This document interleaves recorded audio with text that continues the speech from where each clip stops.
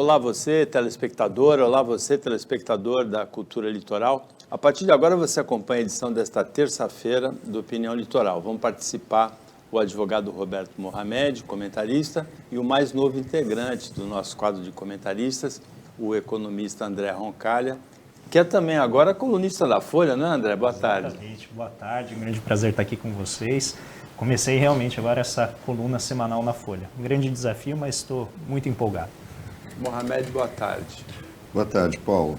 Olha, a gente infelizmente tem que começar a repercutir as coisas que aconteceram em Brasília, como toda a imprensa está fazendo, mas eu queria dar um outro viés e eu já queria começar o programa ouvindo o André sobre isso, porque, para mim, o que aconteceu em Brasília foi uma sucessão de atos de vandalismo, não uma tentativa de golpe. Tentativa de golpe você dá com objetivo claro, organização, como o André dizia antes de começar o programa, com volume.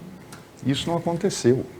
Foi um vandalismo sem razão, porque alguém acreditar que invadir e quebrar tudo naqueles 3 prédios poderia gerar alguma coisa. Houve conivência de autoridades, mas não houve planejamento do passo seguinte, as exigências, o sequestro do aparato estatal. Até porque isso aconteceu num domingo. Para fazer um sequestro do aparato estatal, você tinha que estar fazendo deputado de refém, secretário e ministro de refém. Aí sim, mas no domingo, você vai pegar o guarda como refém, que foi o que eles fizeram. Então, eu não vejo, eu acho que está se dando uma amplitude a isso, que na verdade não tem. Mas tem uma lição que ficou nisso tudo, que é a questão de que a máquina ainda não está nas mãos de quem ocupa o poder. Demora para fazer isso? Demora. E o mais curioso é que a gente sempre criticou aqui o aparelhamento da máquina do Estado pelo PT no período em que o PT ficou no poder. Só que a gente nota que o aparelhamento do Bolsonaro foi muito mais poderoso, muito mais forte e que dificilmente ele vai ser desmontado nos 2 primeiros anos de governo. Para mim, além do que aconteceu em relação à Polícia Militar do Distrito Federal, tem um fato que me chamou muita atenção. E é especificamente sobre um pedaço do Exército. É o Batalhão de Guarda de Brasília. Para quem não sabe, o Batalhão de Guarda é um batalhão do Exército exclusivamente destinado à segurança do presidente da República. Ele é treinado para conflito urbano, é treinado para operações urbanas, ele não tem o treinamento do resto do Exército Brasileiro, que é combate, tanto que ele é aparelhado para intervenções urbanas. Se não me engano, são 3 batalhões no Brasil. Tem um batalhão de guarda em São Paulo, um batalhão de guarda em Brasília, não tenho certeza se o outro é no Rio de Janeiro ou no Nordeste. Ele simplesmente não apareceu. Ele entrou já quase 6 horas da tarde.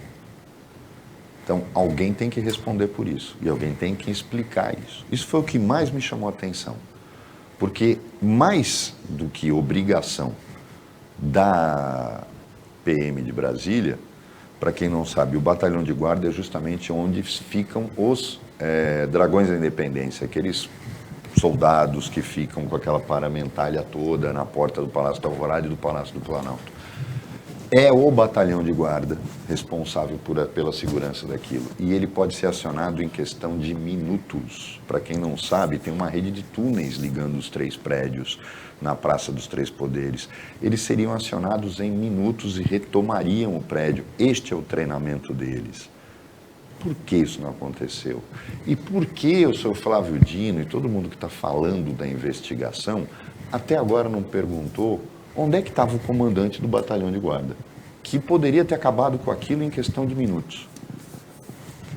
Eu acho que essa é a primeira coisa pela qual eu queria começar, porque a imprensa toda está adotando a coisa como uma tentativa de golpe, ato golpista e tal, e eu acho que você está se tornando repetitivo e ninguém chega no X da questão.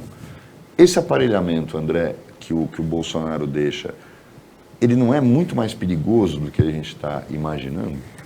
Bom, eu acho que sim, eu acho que o aparelhamento é profundo, isso está atrapalhando o governo a iniciar efetivamente suas atividades, porque possivelmente eles estão tentando identificar dentro do segundo, terceiro escalão quem que está ali mais alinhado ao bolsonarismo e pode eventualmente trazer problema para a execução das atividades e do projeto do governo. Acho que esse é o primeiro ponto.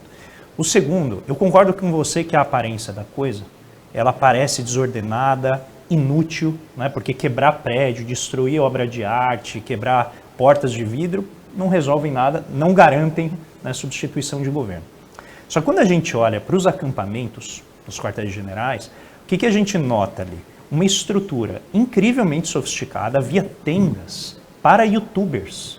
Tinha uma tenda toda paramentada, com câmeras, com estrutura de edição, para que os youtubers de esquerda pudessem fazer transmissão. Youtuber, TikToker e assim por diante. De direita, desculpa. De direita pudessem fazer as transmissões. Além disso, existia uma estrutura de alimentação e garantia ali de espaço e acomodação em níveis muito mais confortáveis do que normalmente a gente vê nesse tipo de organização. Não era dos próprios acampados? Então, a gente não sabe. Há muitas dúvidas ainda sobre os financiadores, sobre quem está por trás. Então, já identificaram pastores evangélicos, já identificaram algumas empresas, alguns membros da área do agronegócio. Então, a gente ainda não sabe. Eu acho que conforme ficar mais clara a estrutura de financiamento, a gente vai conseguir identificar melhor qual que era a intenção disso e se aquilo foi um movimento mais espontâneo e errático, como você coloca, que eu concordo, a aparência é essa mesmo, ou se havia uma organização que foi frustrada. Um intento de efetivamente causar um problema para frustrar. Aí vem a pergunta, por que fazer isso? Então, na minha visão, talvez pareça muito hollywoodiano, né, esse roteiro, mas me parece que a ideia era causar um transtorno, obrigar e gerar a necessidade de o governo tomar uma medida que excedesse ou rompesse a hierarquia do exército, e com isso você gerasse a ruptura necessária para que o exército atuasse de maneira a tentar solapar ali o governo e assumir. Não sei se essa foi a intenção. Não deu certo, porque o Flávio Dino acabou segurando o que ele poderia ter feito, como você mencionou, a questão da guarda e tudo isso que já poderia ter tomado a decisão, não sei por que tomou, para mim não é claro, mas ele aciona o Distrito Federal, a Polícia Militar do Distrito Federal, e não há resposta necessária. O governador responde que está tudo bem, está tudo tranquilo, né? O próprio Anderson Torres, que era o secretário, disse que não havia nenhum risco e acabou transcorrendo daquela maneira. Mas, novamente, pensar isso parece, né, um jogo muito arriscado de todas as partes ali. Então, eu acho que isso que você cita, ela caracteriza claramente como uma coisa de comando, porque enquanto era o Ibanez Rocha o governador responsável e o Anderson Torres era rapidamente destituído da Secretaria de Segurança, o comportamento da Polícia Militar do Distrito Federal foi um. Quando houve a intervenção e passou a ter o comando do Ricardo Capelli, imediatamente se transformou da água para o vinho o comportamento da Polícia Militar do Distrito Federal, que mostrou grande competência e grande habilidade, inclusive, para que aquilo terminasse sem nenhuma morte, sem nenhum incidente fatal, não é? Sim, a gente tem, na verdade, duas colocações e posturas muito diferentes, né? Parece até que teve ali virar uma chave, porque parecia total inação, omissão, e de repente tudo aquilo que já estava disponível, todas as forças, né, policiais, tudo rapidamente tomaram conta da situação. Então eu acho que eventualmente a gente vai decidir, conseguir chegar à conclusão se o Flávio Dino, né, o ministro, ele foi omisso ou ele foi adequadamente estratégico. Acho que isso, com o tempo, vai ficar revelado. Agora, Mohamed, uma questão pessoal minha, eu fiquei muito triste quando vi aquilo e a sensação que eu tive é que ficaria impune, porque era muita gente e foi uma sensação completamente errada, porque foram mais de 1.400 prisões, 1.418 prisões. Mas aí quando tirou tudo ficaram 1.159. Exatamente. Soltaram mulheres, adolescentes. Por razões humanitárias, né? E agora, ontem a Procuradoria-Geral da República a Procuradoria-Geral da República do Aras pediu 39 prisões, né? Assim como os autores do atentado terrorista que não deu certo, da bomba, foram rapidamente identificados também, um deles preso já, os outros foragidos, né? Teve uma reação muito competente, né, e enérgica. Eu acho que essa reação podia ocorrer no Brasil inteiro para todos os crimes, né? Esse é um modelo. Então a gente podia transformar isso em case e começar a contar para as polícias estaduais como é que faz. E tem algumas coisas que estão passando meio que em branco, porque não está se noticiando outra coisa senão isso. A gente teve a entrada em vigor, não foi obra do governo Lula, mas o governo está investindo nisso. Pouca gente está sabendo disso. A nossa identidade, por exemplo, uma das coisas que sempre se pediu no Brasil, que era uma das maiores fontes de fraude e fomentar o crime, era o fato de que a nossa carteira de identidade era estadual, e sem comunicação e sem controle central. E pouca gente sabe que desde o final do ano passado, a nossa identidade mudou. Ela ainda não é obrigatória, mas já está sendo feita. Em alguns estados até já começou num ritmo mais acelerado. Mas nós temos uma nova identidade. Ninguém mais for precisar de identidade. Agora vai tirar a identidade verdinha estadual. Tem a nova, se não me engano, é SIM, a abreviação dela, que é o nosso CPF. E isso pouca gente pensa no impacto positivo que isso vai ter no Brasil em relação a fraudes, em relação a desvios, porque é uma redução na possibilidade de laranjas que a gente passa a ter a partir de agora. Isso vai se dar ao longo de 2023 e 2024, mas foi uma das melhores notícias que eu recebi no final do ano passado, porque eu sempre questionei esse tipo de coisa. O Brasil é um dos poucos países no mundo que tem esse modelo de identidade que nunca se justificou. E essas informações estão passando. E, André, aí eu vou entrar na pergunta, porque é a tua área e você fala, é economia.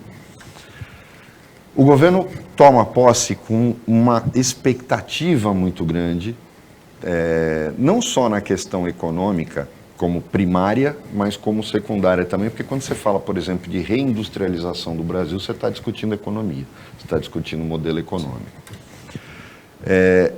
O problema é que quando o Flávio Dino ocupa este holofote todo e começa esse discurso, essa notícia única em todos os órgãos de imprensa, parece que o governo consegue um respiro, mas que eu não sei se é positivo ou não, em relação às expectativas do que ia acontecer agora em janeiro, fevereiro, até o início de março, os primeiros 3 meses de governo, em relação à economia. O país está parado.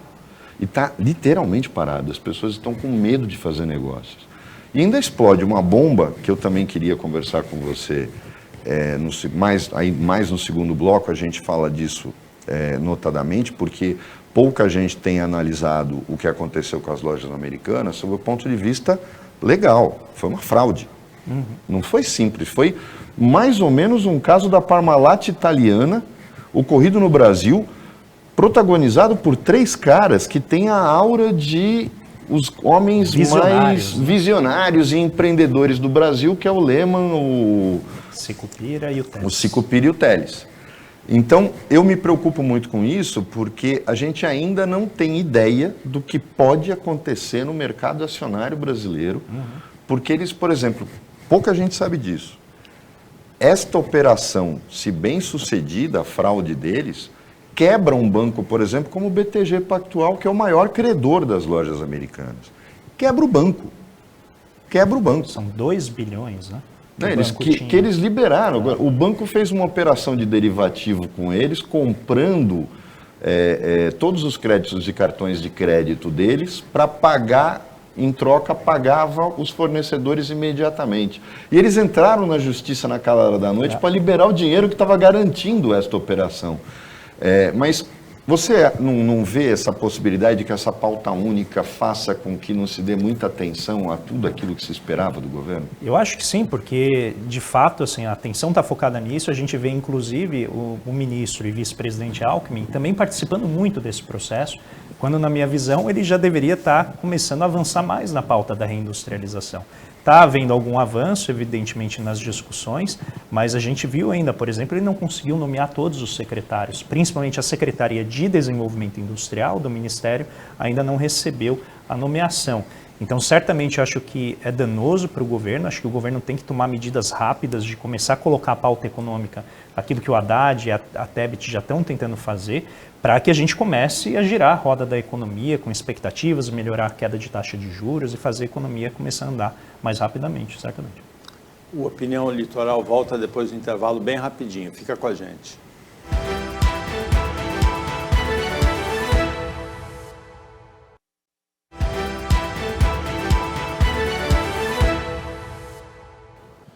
Voltando com a Opinião Litoral, nesta terça-feira participam, analisando as notícias com você, o advogado Roberto Mohamed e o nosso novo comentarista, o economista André Roncalha, que vai analisar um pouquinho o que aconteceu, esse episódio assim de muita importância, nesse rombo, esse baque no mercado financeiro, que foi o caso das lojas americanas.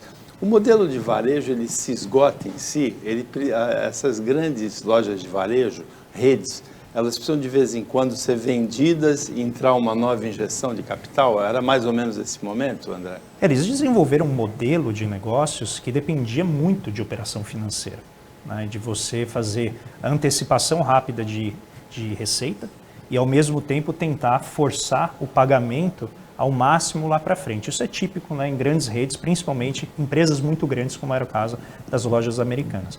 Então, essa parte meio de manipulação da esfera financeira da empresa sempre foi muito relevante e nos últimos anos se tornou ainda mais. Isso está muito associado a uma certa cultura que vem da linha das três grandes lideranças ali, né, como o Mohamed já citou, o Teles, o Sicupira e o Jorge Paulo Lemann, que vão na direção de você criar cada vez mais um esmagamento de custos a todo custo, permitam-me, né, o pleonasmo, e ao mesmo tempo fazer operações que são muito arriscadas do ponto de vista financeiro. E agora a gente viu por quê, né? Porque havia manipulação contábil e isso eu acho que joga um problema grande, não apenas para os três grandes empresários, que possivelmente agora vão ter que explicar como eles operam as várias outras empresas do grupo deles. Não nos esqueçamos que eles estão nesse processo de privatização da Eletrobras. Então a gente está falando aqui da maior produtora de energia do país, que possivelmente vai sofrer com algum tipo de prática nesse sentido. Agora vamos ver como que vai acontecer. Isso também levanta questionamentos sobre a auditoria, que era a PricewaterhouseCoopers, né, a PwC, que já tem um histórico, junto com outras empresas de auditoria, que remonta lá à crise de 2008, né, nos Estados Unidos, em que se perguntou como é que ninguém viu que os bancos estavam deixando uma grande parte de ativos muito arriscados fora do balanço. Que é mais ou menos o que aconteceu aqui. Você tem operações financeiras que não estão sendo contabilizadas. E a pergunta que fica, a gente pode, né, analisar com mais detalhe, é por que ninguém viu antes? Por que de repente chega o Sérgio Rial, que era o novo, né, presidente, e em 10 dias ele nota algo que ninguém percebeu por mais de anos e anos e anos? É muito esquisito, no mínimo, né, para mim. Porque me chamou a atenção o fato de que, por exemplo, as operações com o BTG, que era o desenho, não eram tão simples assim, mas o desenho, para que o telespectador possa entender, eu tenho uma série de fornecedores para pagar, eu tenho um volume muito grande de vendas de cartão de crédito, ou seja, créditos a receber ao longo do ano, vendas em 10 vezes, porque é o modelo dessas lojas, né? O modelo Casas Bahia, vendas em 10 vezes, 12 vezes no cartão. E aí eu tenho um banco que fala, olha, eu vou comprar todos esses teus créditos e vou pagar à vista teus fornecedores, só que isso faz com que esta receita que estava no seu balanço pelo valor de face reduza, porque o banco vai cobrar juros, e eles mantiveram os valores de face na virada do balanço. Isso é primário. Para uma empresa como a Price, é um absurdo que isso tenha passado sem ela notar que esta operação não estava contabilizada. Eu contabilizava o pagamento, mas não contabilizava os juros que eu estava pagando por essa operação, e que era gigantesca. A diretoria das lojas americanas vendeu suas ações uma semana antes do escândalo vir à tona, ou seja, já sabiam que a bomba ia explodir. E agora tem uma notícia correndo no mercado em São Paulo que a Ambev fez o mesmo tipo de operação. Se isto acontecer numa das maiores fabricantes de bebida do mundo, a quebradeira e o descrédito do mercado de capitais no Brasil vai ser uma crise que a gente nunca viveu antes. Os americanos viveram, a Inglaterra viveu quando o Barings quebrou, mas no Brasil eu acho que o peso é muito maior. E aí, André, a gente está vivendo uma crise, por exemplo, uma crise institucional dentro da Fiesp, por conta até do viés político que a Fiesp tomou, ao invés de ser realmente uma entidade de industriais. Você não é muito preocupante o cenário econômico desse primeiro semestre com tudo isso que está acontecendo? Acho que a pergunta que a gente pode fazer aqui é: como é que a gente vai reindustrializar o país com industriais como estes, né? Quais são as forças sociais que vão ajudar a gente a colocar o Brasil na dianteira industrial? Então vamos novamente pegar um ponto importante da questão das lojas americanas. Em 2019, a relação entre a remuneração da diretoria e o salário médio da empresa tinha batido 600 vezes. Em geral, aquilo que se demanda como um equilíbrio corporativo é algo em torno de 40 vezes. Isso é o que vale para o CDE, para os grandes países. Basicamente o quê? Um diretor ganha 40 vezes aquilo que é o salário médio da empresa. Lojas americanas bateram 600 e agora em 2021 caiu para 400. Ainda assim, uma diferença monumental em termos de rendimento. Isso mostra essa cultura tóxica que se coloca nessas empresas. Eu já conheci pessoas que trabalharam na Ambev e passaram por isso. Então, não é um ambiente que ele é voltado à inovação. É um ambiente que busca espremer o máximo possível de lucros, seja por meio de operações financeiras que são questionáveis, principalmente a partir dos lançamentos contábeis, seja pela falta mesmo de visão, de olhar para frente e desenvolver produtos com um grau de complexidade maior, de interação de mercados que possam levar a gente a essa transição verde tão necessária. Isso nos leva, então, à discussão da Fiesp, porque a Fiesp estava se encaminhando exatamente para esse movimento de fazer um processo de reindustrialização. E o que a gente vê agora com esse questionamento da presidência do Josué Gomes, não nos esqueçamos, né, que ele é o filho do vice-presidente José Alencar, a gente tem certamente pelo menos a demonstração de um conflito interno entre agendas econômicas, que na minha visão fazem com que a Fiesp resgate aquilo que nós, que estudamos industrialização, criticamos de maneira um pouco pejorativa, que é a Federação dos Importadores de São Paulo, e não a Federação dos Industriais ou das Indústrias do Estado de São Paulo, que é aquilo que a Fiesp efetivamente deveria defender. Então não faz muito sentido, num processo internacional em que todos os países estão tentando se reindustrializar, a gente tenha o principal órgão de defesa do país, do estado mais rico da nação, fazendo um regresso a um tipo de economia que certamente não vai nos levar à fronteira tecnológica. É justamente aí que me causa espanto. Os nossos maiores empresários, e os três são, os brasileiros mais bem colocados na lista da Forbes, são donos de empresas que não fazem nenhum tipo de inovação. A Ambev faz bebida e atua num ramo também de comida. A Americanas é uma empresa de varejo, de venda, e que nunca inovou, copiou o modelo da Amazon, inclusive era chamada de a Amazon brasileira, mas não fez nenhum tipo de inovação. A única possibilidade de inovação que o Brasil tem é na reindustrialização naqueles setores que trazem inovação, mesmo que seja trazendo coisas de fora, mas que a gente, no caso da Embraer, eu acho que o nosso caso mais evidente, sem dúvida nenhuma, é o da Embraer, que é a nossa, talvez hoje, uma das poucas empresas e aquelas que giram em torno delas, porque é bom a gente pensar nisso. Uma empresa que trabalha com inovação, ela provoca toda uma cadeia produtiva em torno dela.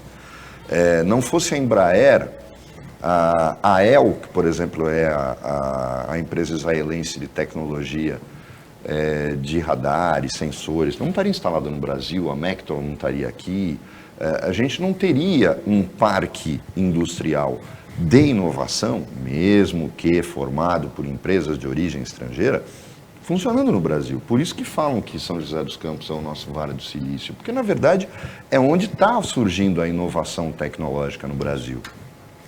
Como a gente já teve, infelizmente destruído por empresários gananciosos, como a gente tem aqui. A Cosipa produzia aço de nível top no mundo.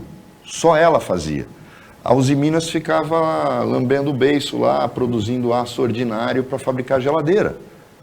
Quando a Usiminas compra, detém o controle acionário da Cosipa, não pensa como empresário, pô, comprei aquela que é melhor do que eu, vou jogar tudo nela. Não, eu vou me vingar, eu vou acabar com você. E aí a Usiminas continua sendo a siderúrgica medíocre que faz aço para geladeira e acaba com a produção da Cosipa, que fazia aço de referência no mundo todo. Então, olhem bem o que é o empresariado brasileiro. O empresariado brasileiro é o JBS. Eu não estou nem questionando as coisas que a gente vê na internet, no caso da Swift, se você vê como é o método de congelamento da carne da Swift, nunca mais você compra a carne dela. Mas o problema é que os caras não inovam. Nós estamos criando uma geração de industriais, André, que está completamente desvinculado da pesquisa, da tecnologia, do desenvolvimento, de ter produtos únicos. Sim. Será que a gente consegue reindustrializar o Brasil com isso, com esse modelo? Com esse modelo é impossível. O Brasil é um dos países que menos investem em pesquisa e desenvolvimento do ponto de vista privado, e grande parte do que a gente conhece por pesquisa no país é feito pelo setor público.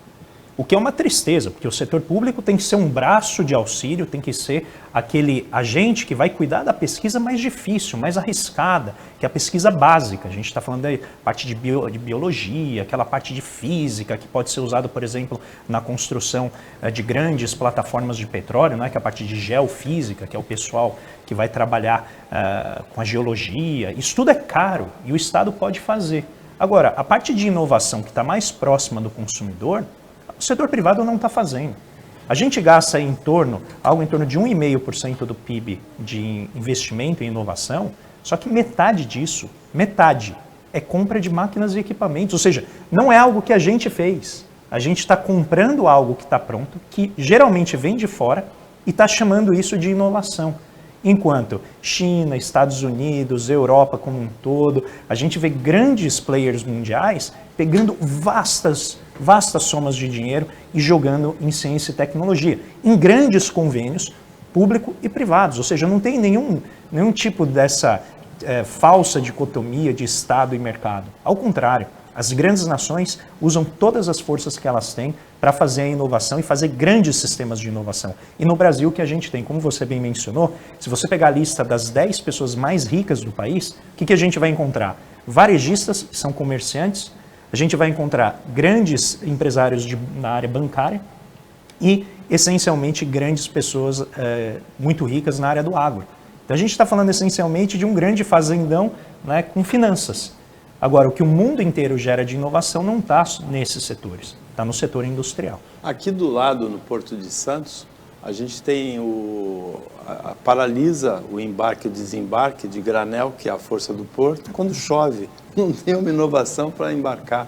E aí a gente lembra do Franco Montoro, né, que há 40 anos atrás destinou 1% da arrecadação do Estado para o Fundo de Amparo à Pesquisa. É a pesquisa que o Brasil tem, não é? Exato. Essencialmente é isso que a gente tem hoje, inclusive. FAPESP, né? É a FAPESP, e tem também o fundo que vai para as universidades públicas estaduais, no caso aqui de São Paulo, que foi Montoro. Elas produzem, agora, se eu não me engano, algo em torno de 40% da pesquisa do país é produzida aqui no estado de São Paulo, ou seja... Basicamente USP e Unicamp. Basicamente USP, Unicamp, Unesp, né? Mas essencialmente são essas, e esse poderio todo tem um grande gargalo, que é a proximidade com as empresas. As empresas brasileiras não conseguem fazer, né, da universidade pública do Brasil, particularmente aqui em São Paulo, um grande centro de inovação, porque existe essa briga tola que você não vê nos países desenvolvidos, que é exatamente como que você pode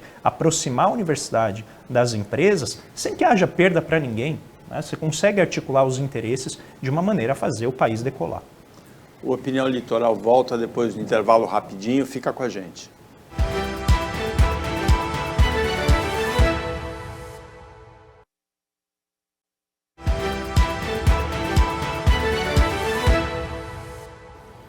Voltando para o último bloco do Opinião Litoral desta terça-feira, André Roncalli, economista, e Roberto Mohamed, advogado, analisam as notícias com você.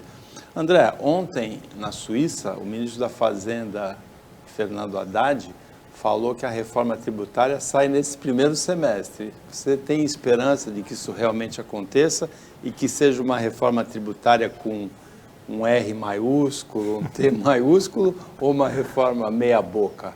Bom, esperança eu sempre tenho, né? Eu acho que eu estou mais esperançoso do que o Mohamed, mas eu acho que tem uma chance grande de ser aprovado se o governo conseguir passar essa barreira em que ele está preso no passado, não é, com essa questão da tentativa de ataque terrorista que ocorreu lá em Brasília, mas eu acho que uma vez superada essa desconfiança inicial que está ocorrendo agora, eu acho que o governo consegue avançar rápido.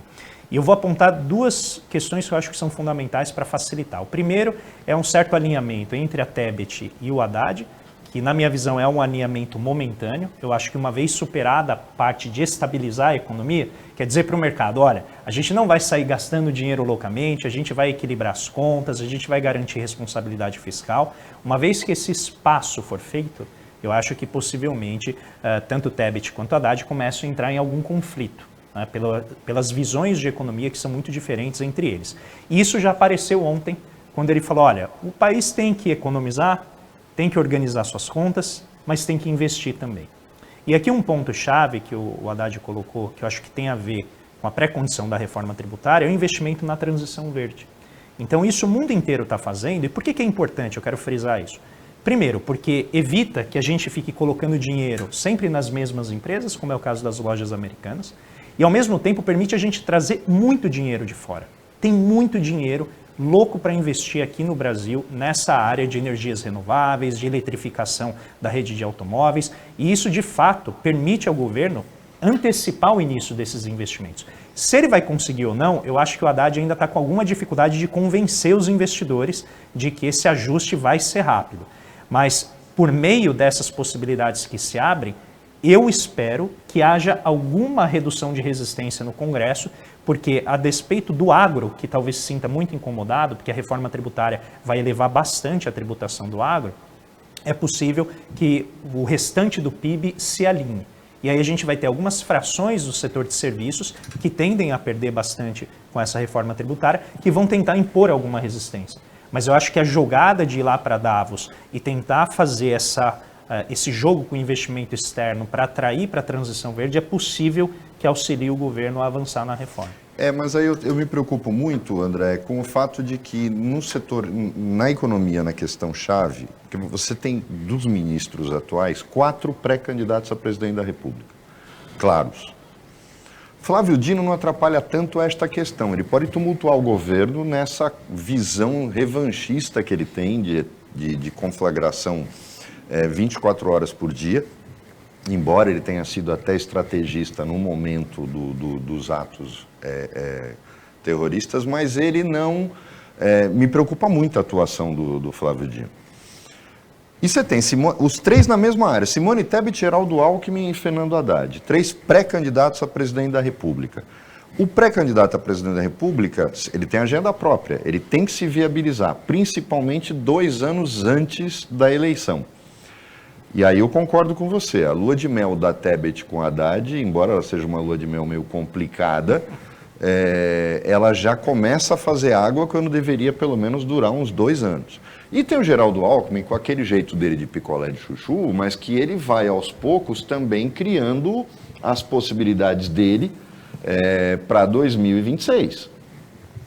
E nós vamos passar pelas eleições municipais de 2024, que vai ser uma demonstração de força dos 3 nessa disputa, ou dos 4, se a gente incluir o Flávio Dino. Me preocupam essas agendas individuais, porque a gente viu na primeira semana de governo, o Lula foi obrigado a dizer, vamos parar de ficar dando entrevista, porque quem fala sou eu, e não vocês. Porque cada um estava falando uma coisa completamente diferente. Isso para você é um risco ou não? Você acha que o Lula chega uma hora, manda todo mundo ficar quieto? Porque tem uma hora que nem o presidente consegue fazer ministro ficar quieto. Eu acho que existe um núcleo na agenda do governo que não está claro ainda. talvez exatamente por esse ponto que você está levantando, o governo está preso ainda nessa questão eleitoral. As eleições não terminaram, né? Elas deveriam já ter terminado, mas vai ainda... ter o terceiro turno ainda, não vai? Então, é esse questionamento contínuo, né, do resultado das eleições. Uma vez superado isso, eu acho que essas tensões tendem a se manifestar mais claramente. A minha dúvida é em que medida isso foi projetado pelo Lula, para justamente gerar a possibilidade de sinalizar um candidato que em 2026 consiga ser competitivo com aquilo que a gente sabe que vai ser a volta do bolsonarismo com toda a força, a tentativa de resgatar o poder. Se isso é um problema em si, eu acho que vai depender da capacidade política que o Lula vai ter de isolar o que é o núcleo do projeto, para dizer assim, nesse núcleo ninguém mexe, vocês não podem falar coisas que contradigam este núcleo de políticas. O resto, que for periférico, que não tiver a ver com aquilo que é o centro do governo, vocês podem falar à vontade. Eu não vejo tanta ameaça vindo do Alckmin, do ponto de vista econômico, porque eu acho que para que ele fosse efetivamente uma ameaça eleitoral ao Haddad e a Tebet, eu acho que ele teria que estar muito mais na agenda ligada ao Lula, que é efetivamente uma reindustrialização, do que aquilo que tem se mostrado até aqui, que tem sido a nomeação de cargos de carreira, o que eu acho que é muito positivo, nomear cargos de carreira, principalmente mulheres, né? Essencialmente ele está indicando mulheres para as secretarias do Ministério, mas que são indicações que não têm, na minha visão, um alinhamento claro com o discurso do ministro quando ele assumiu o governo, que é o discurso que, né, eu venho trazer aqui, né, nas nossas discussões, é o discurso de complexidade econômica, de transição verde, de melhorar a densidade industrial das nossas exportações. E o que a gente tem visto até agora, na verdade, tem sido uma agenda razoavelmente paralisada. E apareceu ontem na discussão dele na Fiesp, em que ele disse que não vai haver a reoneração do IPI, mas para além disso, a gente não tem visto nada. Enquanto isso, Tebet e Haddad ficam ali naquela cooperação que eu acho que é momentânea, para estabilizar a economia. Até porque o Alckmin não tem esse perfil de inovação. Não é dele. Se você olhar ele como governador, o Serra fez em 4 anos muito mais investimentos em ensino técnico. O Serra investiu nas FATECs e nas ETECs. O Alckmin é aquele cara do feijão com arroz. Ele não tem esse perfil de inovação. Você consegue esperar dele ter a esperança de ouvir um discurso de indústria verde, de economia verde? Eu não vejo o Alckmin fazendo então, isso. O discurso até tem, e o discurso de posse dele foi excelente. Quando eu escutei o discurso de posse, eu falei, agora a gente vai, agora o Brasil vai reindustrializar. Ele conhece as empresas de São Paulo que estão robotizadas no interior de São Paulo, que estão com mais tecnologia, o Alckmin conhece do tempo dele de governador. Então ele tem essa sensibilidade, falta colocar em termos práticos, mas que ele conhece. Não, então, o meu ponto não tem nem muito a ver com a questão de ele conhecer, tem a ver com a capacidade de executar. De traduzir. Né? Então, a execução que depende da equipe que está sendo montada, né? Agora, repito, não foram nomeados todos os secretários, então a gente não tem como saber, mas ao mesmo tempo eu acho que isso é um sinal. Por que não foram nomeados os secretários até agora deste que deveria ser, né, um ministério muito importante? Agora, Mohamed, eu ouvi alguma coisa de que há uma ordem do Lula, e não sei por que a data, que seria a partir do dia 20, que realmente a massa de nomes do 2º e 3º escalão ia ser escolhida. Tanto que está em compasso de espera as estatais, ele se preocupou com a Petrobras, mas as outras estatais, tirando o Banco do Brasil, Caixa e Petrobras, ele não escolheu nada. Eu não sei por quê. Você ouviu falar alguma coisa dessa data? Por que seria o dia 20? Eu não entendi por que o dia 20 é tão importante, porque eu acho que aí vai vir uma lista enorme de nomeações que já está pronta, mas que só vem a partir do dia 20.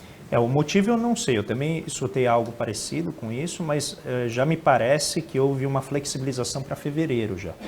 Então, para mim o ponto central é, se não for claramente exposta a agenda de governo, quais são as prioridades, de maneira que as políticas se integrem, eu acho que fica difícil a gente fazer uma análise mais cuidadosa de quais são as possibilidades de dar certo, quais são as chances que o governo tem de encontrar espaço fiscal para executar isso, porque como o cenário ainda está estranho lá fora, né, a China começou a indicar melhoria, a inflação de alimentos, de commodities, está diminuindo lá fora, o Banco Central americano abandonou a ideia de subir ainda mais a taxa de juros por enquanto. Então, tudo isso é muito importante e melhora o nosso cenário. Mas, se não houver claramente uma indicação de para onde o governo vai, fica muito difícil para o mercado e para todos os agentes que investem, né, conseguir apoiar e ir junto com essa agenda. Mas, Mohamed, ainda assim, no meio, com toda essa indefinição e com todos os problemas que foram enfrentados nesse começo, saiu uma pesquisa IPEC, ex-IBOP ontem, que mostra 64% dos brasileiros entendendo que o governo Lula vai na direção certa. É um número surpreendente, porque não é o da eleição, que é 51 a 49. De repente é 64 a 26, e no meio da pesquisa, porque a pesquisa foi feita entre o dia 6 e o dia 10, no meio teve o atentado, teve a invasão dos 3 poderes em Brasília. Como é que você interpreta essa pesquisa IPEC divulgada ontem? Primeiro a esperança, Paulo. Eu falava aqui que a gente tinha uns extremos. Depois que passar o processo eleitoral, como o André falou, a gente vai ter lá os 15% de bolsonaristas, os 15% de lulistas e o resto esperando para ver o resultado e o que eles vão fazer. Aquela velha fórmula do Max Gehring, que ele fala que uma empresa de 10 funcionários, você tem 2 que querem que a empresa cresça, 2 que querem que ela exploda, e você tem 6 no meio que vão para aquele que você fortalecer. Não adianta você mandar os 2 caras ruins embora. Outros 2 vão ocupar o lugar deles. E eu senti na pele o quanto essa regra é verdadeira. Agora, tem uma coisa que me preocupa, André, que é a ineficiência da máquina, que é um problema crônico no Brasil, mas que me parece que no governo Lula não tem a menor esperança de que isso vá mudar. No programa até de sexta-feira, eu inapropriadamente usei a expressão mentiroso, me referindo ao prefeito de Santos, quando na verdade ele é o retrato, o fruto do que é o administrador público. Ele não sabe o que acontece embaixo dele. E eu já ouvi de tanta gente que depois que saiu da prefeitura, essa frase, inclusive, uma vez eu tive uma conversa de mais de 1 hora com o Papa e ele ratificou isso. Você não sabe o que acontece embaixo. Então parece que você está mentindo. O Sarney tem uma frase engraçada sobre isso, né? Que quando o que sai de ordem dele, menos de 10% chega na conta, o Justo, né? falava que o fiscal de feira te vende para o pasteleiro da feira. Porque quando ele vai pedir a propina, ele fala, metade é para o prefeito. E o prefeito não está nem sabendo daquilo. E é verdade. Mas a máquina, ela engole o cara e ela mói o político e omite dele as informações. E eu não estou vendo nenhum tipo de sinal de que o Lula vai começar a investir em inteligência. Mas não é inteligência militar, inteligência de segurança, inteligência administrativa. Você acha que tem alguém com vocação para isso no governo federal, ou nessa equipe que ele tem montado? Então, ele criou o Ministério da Gestão e Inovação, né, com a Esther Dweck, que é a ministra, e eu acho que o foco vai ser esse, porque não faria sentido ter um Ministério do Planejamento e um Ministério da Gestão e Inovação. Antes era Planejamento e Gestão, né? Eles eram todos juntos. Então eu acho que a ideia vai ser exatamente fazer uma reforma administrativa, como o Guedes tentou fazer, silenciosa. Então digitalizar a administração pública, fazer, por exemplo, a unificação de muitos cadastros, né? A gente tem dificuldades imensas nesse sentido, seja na área criminal, seja na área administrativa e civil. Então acho que a tentativa vai ser esse caminho. Mas eu acho que por conta das pautas que vão ser, vamos dizer assim, mais chamativas, questão da economia, questão fiscal, questão da industrialização, principalmente as pautas associadas à identidade, né, o Ministério da Igualdade Racial, a questão das mulheres, da orientação sexual LGBTQIA+, tudo isso tende também, eu acho que, a atrair atenção. Então é possível que ocorram mudanças, mas elas não apareçam tanto. E talvez seja algo que o governo tem que cuidar, se ele conseguir emplacar isso, é fazer uma comunicação adequada nesse sentido. Paulo, a gente chegou, o programa quando é assim, tinha que ter 4 blocos, a gente tem que negociar com a cultura para no dia do que o André vem, a gente conseguir estender o horário do programa. Mas para o telespectador da Baixada é bom ele ter a ideia do que a gente está fazendo e do ganho que vem de qualidade em a gente ter um comentarista como o André Roncalli aqui no programa. É uma nova fase, isso não vai parar por aí. E a gente espera que essa nossa parceria seja só a primeira do que a gente está fazendo para Opinião agora em 2023, e isso, lógico, tem um agradecimento nosso, sempre meu e do Paulo, a direção do Sistema Costa Norte, que nos dá liberdade para que a gente possa buscar as pessoas que a gente quer e ter a liberdade de falar o que a gente precisa falar ou entende que é necessário ser abordado nesse programa, e agradecendo ao André por agora fazer parte da nossa equipe.